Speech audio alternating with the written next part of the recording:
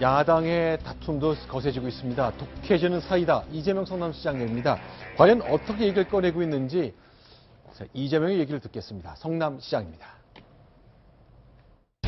저는 재수하는 상품보다는 신상을 국민들이 더 좋아한다고 생각해요.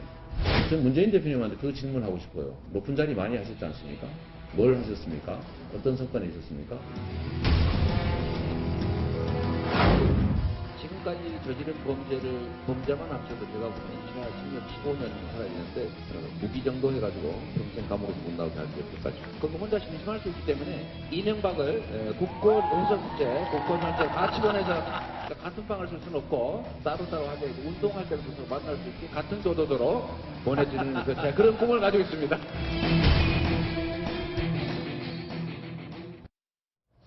자, 이재명 성남시장 저희 한 달 전에 저희 김승연의 뉴스탑10 프로그램에 나왔을 때는 굉장히 지도자적 모습을 보이려고 노력했습니다만 바깥에 나가면 좀 다르군요. 그리고 이제 저도 한 달 전쯤에 이렇게 인터뷰를 했는데요. 그때는 이제 보수주의자를 자처하지 않았습니까? 나는 보수다. 네, 나는 원래 보수다. 뭐 이제 그런 얘기를 했었는데 그런데 보수는 보수층이라든지 중도층의 지지를 받아야 되는 것은 본선에 갔을 때 얘기입니다. 본선에 가서 당선 확률을 높이기 위해서는 이제 진보 진영 플러스 중도 또 일부 보수까지 아울러야 이 당선 가능성을 높이기 때문에 그런데 지금은 더불어민주당의 당내 경선을 앞두고 있지 않습니까? 어떻게 보면 더불어민주당을 지지하고 있는 성향의 지지층들에게 가장 어필이 될 수 있는 얘기를 지금 가장 세게 하고 있는 거죠.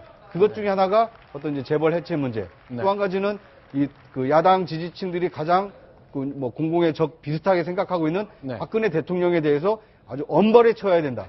이런 자기 지지층을 향한 메시지를 하다 보니까 저렇게 강력한 메시지를 하고 있는데 저런 메시지도 다 기록이 됩니다. 만약에 경선에서 된다 하더라도 본선에서는 이제 저 발언이 문제가 될 수 있거든요. 과연 전직 대통령을 그렇게 무기징역으로 하는 것이 대한민국 발전을 위해서 도움이 되는 일이냐. 이런 부메랑이 될 수 있는 질문이 나올 텐데 그럼에도 불구하고 일단은 지금 빨리 경선을 통과해야 되겠다라는 욕심이 앞서다 보니까 저렇게 강력한 메시지가 연일 나오고 있는 게 아닌가 하는 생각이 듭니다. 혹시 본선에 올라가는 일이 있다면 또 주워 담고 돌아오겠죠. 사실은 그게 그런 뜻이 아니고 뭐 저렇게 얘기했고 다양한 설명이 있을 것 같습니다. 만약 더불어민주당 후보가 됐다면 그때도 자 무기징역 살려야 되고 심심할 때니까 이명박 전 대통령도 같이 살려야 된다. 남녀니까 같은 방에 둘 수 없다. 운동할 때 만나라. 이런 얘기 반복할 수 있을까요? 전 아닐 거라고 봅니다. 자, 그렇다면 이재명 성남시장이 이렇게 고강도의 메시지를 내놨다면 박원순 서울시장은 좀 수위를 낮추는군요. 그렇습니다. 얼마 전에 문재인 전 대표를 굉장히 비판하면서 구태 정치로 몰고 가지 않습니까? 패권주의라는 얘기까지 해가면서. 그런데 그게 너무 표현이 좀 지나쳤다. 내 원래 마음은 그렇지 않다라는 얘기를 했었는데. 아니, 근데 자기 한 말도 이건 악의적 표현이다. 이렇게 말하는 화법은 처음 보네요. 글쎄요. 그 부분도 이게 악의적 표현이라고 스스로 이렇게 어떻게 보면 반성하는 것처럼 표현하는데 이런 것 같습니다. 이재명 성남시장하고 이 박원순 서울시장하고 다른 이미지가 있는 게 뭐냐면 박원순 시장 입장에서는 대선 주자로서 올라갔는데 인기를 어떻게 보면 지금만큼 주목을 못 받았고 촛불 민심에서 이재명 시장이 확 올랐었지 않습니까? 그래서 나름 강공하는 모습을 보였는데 강공하는 이미지와 박원순 시장의 이미지가 안 맞는다라는 그런 주위의 어떤 충고들 이런 것들이 작용을 했습니다. 그래서 실제로 박 시장도 못지않게 촛불에서 굉장히 강한 얘기를 했지만 그다지 그 덕을 못 보는 것이 지지율에서 여론조사에서 나오거든요. 지금 말씀하신 게 바로 제가 말씀드린 것 똑같은 의견이 한희섭 서울대 교수가 이런 표현을 쓴 거죠. 상대방을 심하게 공격할 수 있는데 그런데 박 시장이 그게 안 어울린다는 겁니다. 그게 참 이재명 시장과 대비해서 보시면 정확히 어디가 뭐라고 저도 말씀드릴 수는 없는데 다른 건 다른 것 같습니다. 자, 그렇죠. 지지율이 좀 빠졌다고 그 소중한 원판을 바꾸는 것은 소탐대실이다. 박원순답지 않다라고 지적을 받고 있습니다. 그래서 그런지 자 내가 너무 심하게 얘기했는데 그건 내 본심이 아니다라면서 철회했습니다.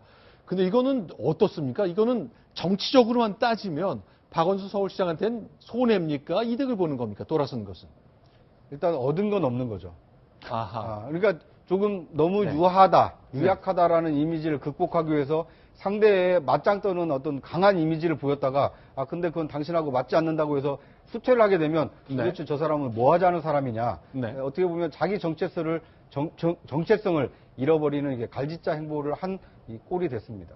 알겠습니다. 이번에 10번째 소식 보겠습니다. 사드 관련된 얘기입니다. 이 분야 집중적으로 얘기해 보겠습니다.